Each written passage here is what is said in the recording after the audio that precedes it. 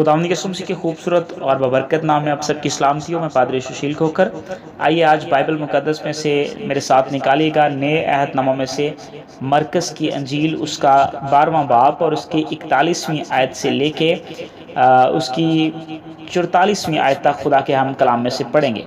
خدا کے کلام میں لکھا ہے، پھر وہ ہیکل کے خزانہ کے سامنے بیٹھا دیکھ رہا تھا کہ لوگ ہیکل کے خزانہ میں پیسے کس طرح ڈالتے ہیں، اور بتھیرے دولت مند بہت کچھ ڈال رہے تھے۔ اتنے میں ایک کنگال بیوہ نے آ کر 2 دمڑیاں یعنی ایک دھیلا ڈالا۔ اس نے اپنے شاگردوں کو پاس بلا کر ان سے کہا، میں تم سے سچ کہتا ہوں کہ جو ہیکل کے خزانہ میں ڈال رہے ہیں، اس کنگال بیوہ نے ان سب سے زیادہ ڈالا، کیونکہ سبوں نے اپنے مال کی بہتات سے ڈالا، مگر اس نے اپنی نداری کی حالت میں جو کچھ اس کا تھا، یعنی اپنی ساری روزی ڈال دی۔ آمین۔ آج کا جو ہمارا مضمون ہوگا وہ یہ ہے، God's word about your money, آپ کے پیسے کے بارے میں خدا کا کلام۔ یہ پیغام ایسا ہے جو گھر فیملی کو چلانے کے لیے استعمال ہوتا ہے۔ اس پورے باب میں ایک تقابل نظر آتا ہے۔ ایک طرف فقی اور فریسی ہیں جو حرص اور لالچ سے بھرے ہوئے ہیں اور جو بیواؤں کے گھر بھی ہڑپ کر جاتے ہیں۔ دوسری طرف ایک ایسی بیوہ عورت ہے جو اپنی ساری روزی کمائی ہیکل کے خزانہ میں ڈالتی ہوئی نظر آ رہی ہے۔ جہاں تک مالی قیمت کا تعلق ہے، اس نے سب سے کم ڈالا تھا، مگر خداوند ہماری نیت ہمارے وسائل سے ہمارے دینے کا اندازہ لگاتا ہے، نہ اس سے کہ ہمارے پاس کتنا ہے۔ شاید بہت سے لوگ اس بات پر اعتراض کرتے کیونکہ اس نے مستقبل کے لیے کچھ نہیں چھوڑا تھا، لیکن یاد رکھیں اس نے اپنے آپ کو ایمان کی زندگی پر چھوڑا تھا۔ وہ بیوہ خدا پر بھروسہ رکھ کر اپنا سارا کچھ وہ جو ہے ہیکل کے خزانہ میں ڈال دیتی ہے۔ 2 دمڑیاں اس نے ڈالی۔ 2 دمڑیاں، دمڑی ایک پیسہ کے چوتھائی کے برابر سکہ ہوا کرتا تھا۔ عبرانی زبان میں اس کو لیپٹون مطلب پیتل کا چھوٹا سا سکہ لیپٹا بھی کہتے ہیں، جیسے آپ 1 پاؤنڈ کا 1.25 حصہ کہہ سکتے ہیں۔ ایک چھوٹی سی رقم غریبوں اور حاجت مندوں کی مدد کے لیے چندہ جمع کرنے کے لیے ہیکل میں ایک صندوق رکھا ہوتا تھا۔ عوامی فنڈ بھی اسے کہا جاتا تھا۔ دیانتداری اور خیرات ساتھ ساتھ چلتی تھی۔ بائبل مقدس میں کئی دفعہ دعاؤں اور خیرات کا ذکر ساتھ ساتھ ملتا ہے۔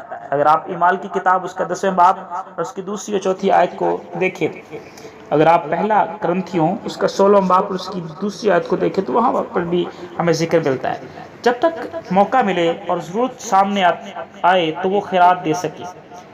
بہت سے امیر لوگوں نے سونے کے، چاندی کے، پیتل کے، تانبے کے، کانسی کے سکے ڈالے۔ اب یہ 2 دمڑیاں رومن دینار کے مطابق 1/64واں حصہ بنتا تھا، اور یہ ایک دن کی مزدوری تھی ایک مزدور کی، اور لوگوں نے اپنے مال کی کثرت سے دیا، حساب سے دیا، لیکن اس نے سب کچھ دیا، یعنی اپنے آپ کو مکمل طور پر خدا پر اس عورت نے چھوڑ دیا۔ ایک ربی اصول تھا یا ان کی تعلیم کے مطابق ایک روبینک رول تھا، 2 دمڑیاں خیراتی اور خیرات کے لیے گفٹ نہیں دی جاتی تھی یا ان کو قبول نہیں کیا جاتا تھا، لیکن مسیح نے اپنے شاگردوں کی توجہ کھلے دل سے دینے والوں کی طرف نہیں دلائی کہ جو زیادہ ڈال رہے ہیں ان کی طرف دیکھو، بلکہ مسیح نے اپنے شاگردوں کی نظر اس کی طرف دلائی، اس عورت کی طرف دلائی جو 2 دمڑیاں ڈال رہی تھی، جو سب سے کم ڈال رہی تھی، لیکن خدا کی نظر میں وہ سب سے زیادہ تھا۔ مرزو، اگر ہم پیسے کے بارے میں دیکھیں تو پیسہ نہایت ضروری ہے اس دنیا کے اندر رہتے ہوئے۔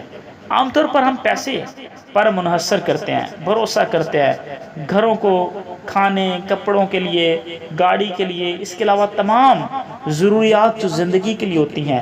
اگر اس معاشرے میں آپ کے پاس پیسہ نہیں ہے تو آپ کو سخت مصیبتوں کا سامنا کرنا پڑ سکتا ہے۔ میرا خیال ہے کہ پیسہ ہماری زندگی میں بڑی اہمیت رکھتا ہے۔ ہم پیسہ کماتے ہیں اور پیسہ خرچ کرتے ہیں۔ نمبر 2، ہم ہر وقت پیسے کی فکر میں رہتے ہیں۔ We earn money and we spend money۔ ہم ہر وقت زیادہ سے زیادہ پیسہ جمع کرنے کی فکر میں رہتے ہیں، چیزوں کی فکر میں رہتے ہیں۔ ہم اکثر ان چیزوں کو حاصل کرنے کے لیے خود کا نقصان کر لیتے ہیں۔ کیونکہ ہم خدا پر ڈیپینڈ کرنا چھوڑ دیتے ہیں. ہماری اولین ترجیح کاروبار بن جاتی ہے. فکر کر رہے ہیں، فکر.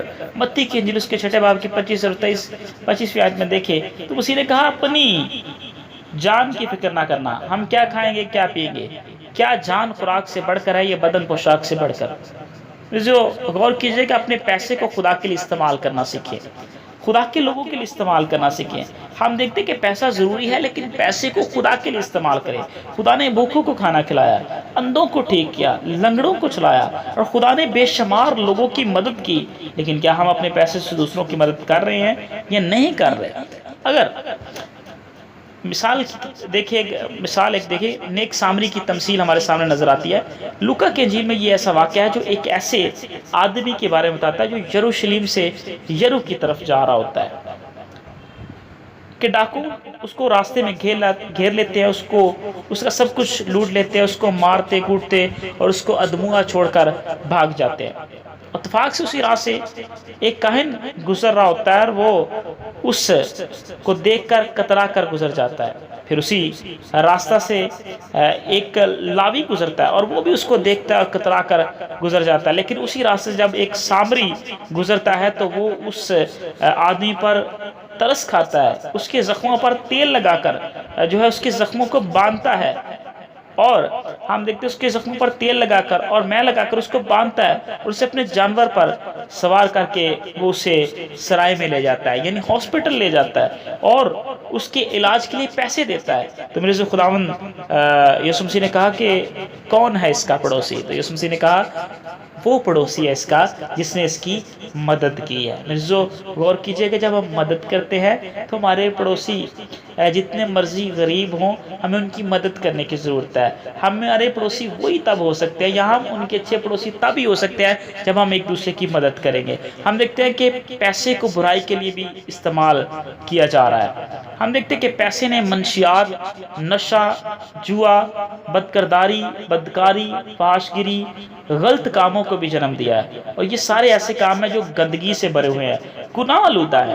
پہلا تیموتھیوس اس کا 6 باب اور اس کی 10ویں آیت کے اندر لکھا ہے کہ زر کی دوستی ہر قسم کی برائی کی چھڑ ہے، جس کی آرزو میں بعض نے ایمان سے گمراہ ہو کر اپنے دلوں کو طرح طرح کے غموں سے چھلنی کر لیا. میرے پیسے کے پیچھے ہمیں نہیں بھاگنا، کیونکہ پیسہ جو ہے وہ ہمیں گناہ کی طرف بھی لے جاتا ہے. اپنے پیسے کو مناسب طریقے سے استعمال کرنا سیکھے.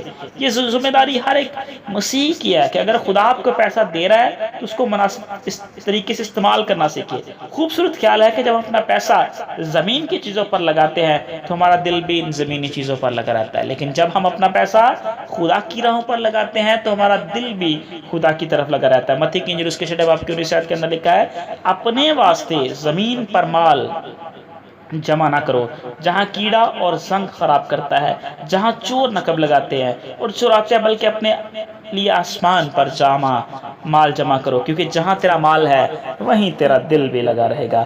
پیسہ ایک خوفناک سخت پابندی بھی ہے. جب ہم اپنے آپ کو قرض کی لعنت میں مبتلا کر لیتے ہیں تو ہم پیسے کے غلام ہو جاتے ہیں، اور اس غلامی میں ہم کبھی کبھی خدا کو بھی چھوڑ جاتے ہیں اور اپنے آپ کو خدا کی خدمت سے بھی روک لیتے ہیں، چرچ سے روک لیتے ہیں، اپنے صرف پیسے کی فکر میں رہتے ہیں. مثال کی کتاب اس کے 22ویں باب کی 7ویں آیت کے اندر لکھا ہے مالدار مسکین پر حکمران ہوتا ہے اور قرض لینے والا قرض دینے والے کا نوکر ہے.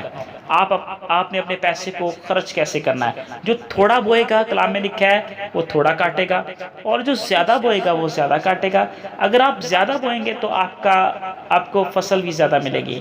جب ہم پہلی 3 اناجیل کے اسٹڈی کرتے ہیں تو پتہ چلتا ہے کہ تقریباً ڈائریکٹلی یا انڈائریکٹلی ہر 6 آیت پیسے کے تعلق سے میں ملتی ہے. مسیح کی 38 تماثیل کے اندر ہمیں 16 تماثیلیں ایسی ملتی ہیں جن کا تعلق پیسے سے ہے. آپ کے پاس اگر تھوڑا ہے یا بہت ہے، فیصلہ آپ نے کرنا ہے کہ آپ اپنے پیسے کو کیسے خرچ کر رہے ہیں. آپ اپنے پیسے کو ابلیس کے کاموں میں خرچ کر رہے ہیں یا آپ اپنے پیسے کو خدا کی راہوں میں استعمال کر رہے ہیں. ایک عالم بیان کرتا ہے کہ خدا کو ہدیہ دینا ایک پریکٹیکل ٹیسٹ ہے. ہم باتوں سے اور لفظوں سے تو بہت خدا کو خوش کر لیتے ہیں، لیکن اصل ٹیسٹ تب ہوتا ہے جب ہم اپنی جیب سے نکال کر خدا کے لیے دیتے ہیں. اس لیے ہر ایک کو جو کماتا ہے اسے خداوند کے لیے ہدیہ نکالنے کی ضرورت ہے. آپ کے علاوہ آپ کو اپنا ٹیلنٹ، اپنا ہنر، آپ کا جو توڑا ہے وہ خدا کو دینے کی ضرورت ہے، تاکہ آپ والنٹیئر خدا کی جس طرح بھی خدمت کر سکتے ہیں، چاہے وہ ایلڈر کی خدمت ہے، چاہے وہ پاسبان کی خدمت ہے، چاہے وہ خزانچی کی خدمت ہے، چاہے وہ انتظامیہ کی خدمت ہے، چاہے وہ ہارمونیم بجانے والے کی خدمت ہے، چاہے وہ طبلہ بجانے کے والے کی خدمت، چاہے وہ ڈھولک بجانے والے کی خدمت. جس طرح کے آپ کے پاس ٹیلنٹ ہے، آپ اپنا آپ خدا کو دیں تاکہ آپ کو خدا کثرت سے برکت دے. خدا مجھے اور آپ کو اس کلام کے وسیلہ سے کثرت سے برکت دے. آمین.